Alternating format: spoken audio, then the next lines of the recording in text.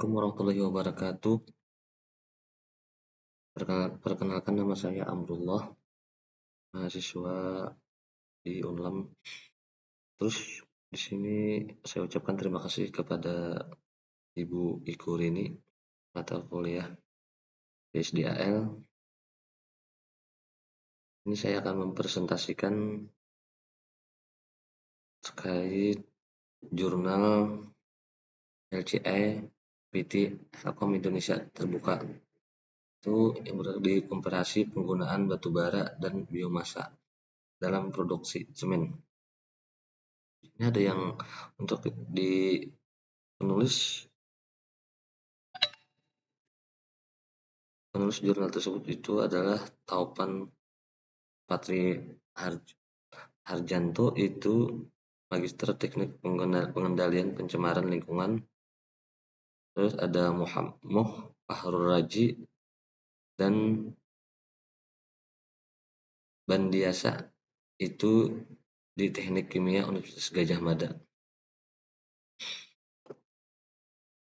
Jadi di PT Telkom itu adalah jurnal ini mengangkat terkait industri semen membutuhkan energi tinggi. Yang kedua adalah PT Telkom Cilacap. Di Cilacap ini menggunakan biomasa sebagai alternatif energi. Tiga, penelitian fokus pada dampak lingkungan akibat penggunaan biomasa dibanding dengan batu bara. Ini ada perbandingannya. Terus untuk ketiga, itu di sini ada metode LCA-nya itu sendiri. Di tujuan jurnal ini, di jurnal penelitian ini itu ada yang pertama ada evaluasi dampak lingkungan dari bahan bakar batu bara dan biomasa. Jadi di sini mengevaluasi bagaimana sih dampak di lingkungan dari bahan bakar antara batu bara dengan biomasa di jurnal ini. Terus yang kedua, membandingkan 4 sektor kombinasi energi. Jadi di segi evaluasi dampak lingkungan dari bahan batu bara atau dan biomasa itu, perbandingannya sini juga membandingkan sektor kombinasi antara batu bara dan biomasa. Untuk perbandingan itu ada 4 sektor. Yang pertama, sektor itu menggunakan 100% batu bara murni. Terus yang kedua, di situ ada 90% batu bara dan 10% biomasa. Dan yang ketiga ada 50% batu bara dan 50% lagi itu biomasa. Dan yang keempat itu murni di biomasa.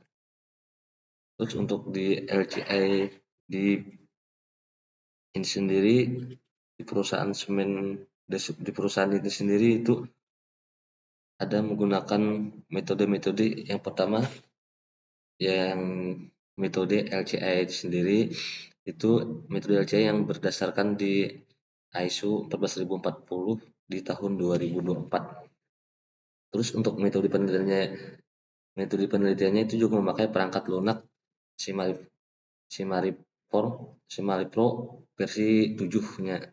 Terus yang ketiga itu menggunakan pendekatan good dan get. Terus yang keempat, di sini di jurnal ini menggunakan metode data yang dikumpulkan selama di bulan Mei dan Agustus. Di jurnal itu sendiri itu ada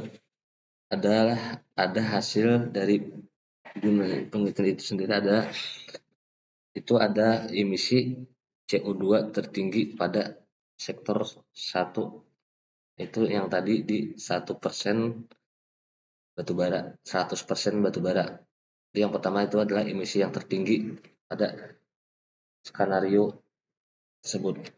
Terus ini ada skenario yang terendah untuk emisinya, itu di skenario di 4, yang itu adalah 100% murni biomasa. Jadi yang tertinggi itu adalah menggunakan 100% batu bara, dan yang terendah itu tidak menggunakan batu bara sama sekali, jadi menggunakan 100% menggunakan biomasa.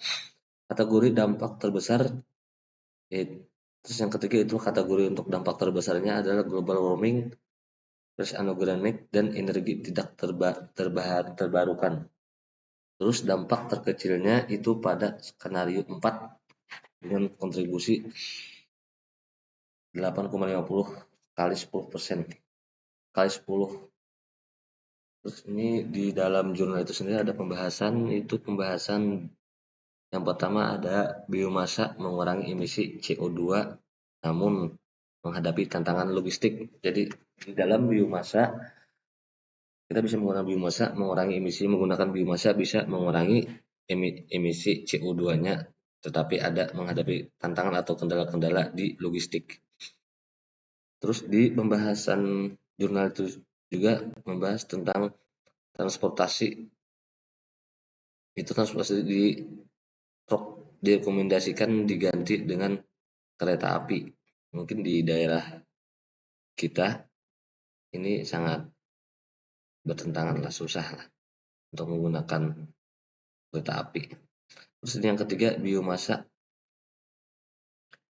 itu Genetos lebih efisien dan menyerap CO2 lebih banyak. Jadi dalam ini yang poin yang tiga inilah yang mungkin yang paling termasuk yang paling banyak menyerap untuk CO2-nya. Terus untuk kesimpulannya di jurnal itu sendiri itu biomasa lebih ramah lingkungan dibanding dengan batu bara. Terus yang kedua prosesnya dan transportasi adalah kontributor dalam dampak terbesar. Terus skenario 4 biomasa yang poin 4 skenario yang poin 4 tadi yang 100% biomasa menggunakan biomasa itu memberikan dampak lingkungan paling kecil. Jadi di biomasa inilah yang untuk dampak ke lingkungannya yang paling kecil dibandingkan yang kita menggunakan batu bara tadi yang ada separuh 50% batu bara, 50% biomasa, tapi yang lebih baik itu menggunakan 100% biomasa itu sendiri. Terus di dalam jurnal itu ada beberapa rekomendasi. Itu ada rekomendasi untuk yang pertama itu ganti transportasi truk dengan kereta api tadi. Terus yang kedua, terapkan substitusi bertahap batu bara dengan biomasa. Jadi bisa dilakukan untuk bertahap antara batu bara dengan biomasa. Yang ketiga, kembangkan penggunaan Stentos sebagai biomasa alternatif. Yang keempat, lakukan penghijauan dan revegetasi di sekitar area pabrik atau di area bangunan-bangunan dari lahan tandus itu bisa digunakan untuk revegetasinya. Jadi di sini mungkin sampai di sini dulu saya atas nama Allah saya ucapkan terima kasih kepada Ibu Eko Rini yang telah memberikan materi-materi di pelajaran-pelajaran yang kemarin. Terus dari pihak saya pribadi saya mohon maaf ada hilap dari saya ucapan atau apa tingkah laku dari saya mengucapkan mohon maaf lahir dan batin. Semoga kita disehatkan badan sehat, keluarga kita disehatkan, diberi rezeki yang halal dan bermanfaat. Sekian, terima kasih dari saya. Wassalamualaikum warahmatullahi wabarakatuh.